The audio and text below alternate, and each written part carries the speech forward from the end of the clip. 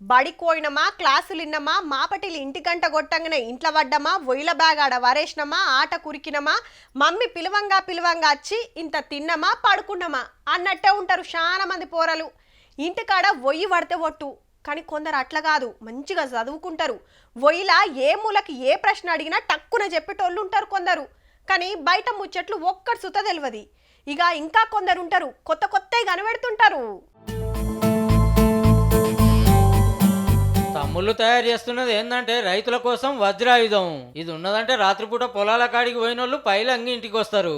Life saving stick అంటారు. కింద ఓ vibrator machine fitting చేసిర్రు. తువ్వకానొస్తానికి మూలకో లైట్ పెట్టిర్రు. ఇక భూమి మీద పెట్టి కట్టుకొత్తితే అయిపోయా, పురుగు పూసి ఏం దగ్గరికి రావట. ఎప్పుడైతే మనం వైబ్రేటింగ్ మోటార్ అనేది గ్రౌండ్కి టచ్ చేస్తామో అప్పుడు ఈ వైబ్రేషన్ అనేది 5 మీటర్ రేడియస్ వరకు వెళ్తుంది. ఆ 5 మీటర్ రేడియస్లో ఏవైనా పాములు కానీ లేదంటే తేళ్లు కానీ ఉన్నట్లయితే ఆ వైబ్రేషన్కి అవి తట్టుకోలేక ఎవరైతే పట్టుకున్న మనిషి నుండి అవి దూరంగా పారిపోతాయి. పుసుకున్న గట్లనే ఏమన్నా కాకుండా అయినా సుతే ఎమ్మటే అందరికి మతలబు పంపే ఇకమత్ సుతే వేసిర్రు. ఆపద సంభవించినప్పుడు ఒక బటన్ ప్రెస్ చేసినట్లయితే ఆ బటన్ ద్వారా ఇమ్మీడియట్గా SOS అంటే మనము ఎమర్జెన్సీ కాలింగ్ సిస్టమ్ అటు పోలీస్ వాళ్ళకి వెళ్ళడం కానీ అంబులెన్స్కి వెళ్ళడం కానీ అదేవిధంగా వారి దగ్గరి ఆప్త బంధువులు ఎవరైతే వాళ్ళ ఇంటి వారికి అట్లనే ఫస్ట్ ఎయిడ్ కిట్ కూడా పెట్టిర్రు.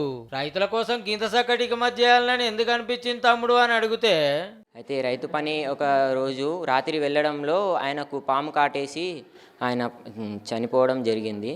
అయితే ఈ మాటను నేను మా సార్ దగ్గరికి తీసుకొచ్చి, సార్ ఇలా ఇలా ఉంది, నాకు ఇలా ఒక ఐడియా వచ్చింది. ఈ తమ్ముని పేరు అంకిత్, ఆ తమ్ముని పేరు శాంసను. ఇంటర్ చదువుతున్నారు. ఇద్దరు సుత సంగారెడ్డి జిల్లా ఇస్నాపూర్ బల్లె 10వ తరగతి చదివేటప్పుడు తయారు చేస్తే జిల్లా రాష్ట్ర లెవెల్లో ప్రైజులు వచ్చినాయి. వచ్చే నెల మధ్యప్రదేశ్ లో నేషనల్ లెవెల్ సైన్స్ ఫేర్ కు సెలెక్ట్ అయింది ఈ స్టిక్. ఆడ కూడా ఫస్ట్ వచ్చి రేపు పబ్లిక్ అక్కడికి వచ్చే ఇంకెన్ని ఇస్రాలు కనిపెట్టాలని కోరుకుంటా ఆల్ ది బెస్ట్ తమ్ముళ్ళు.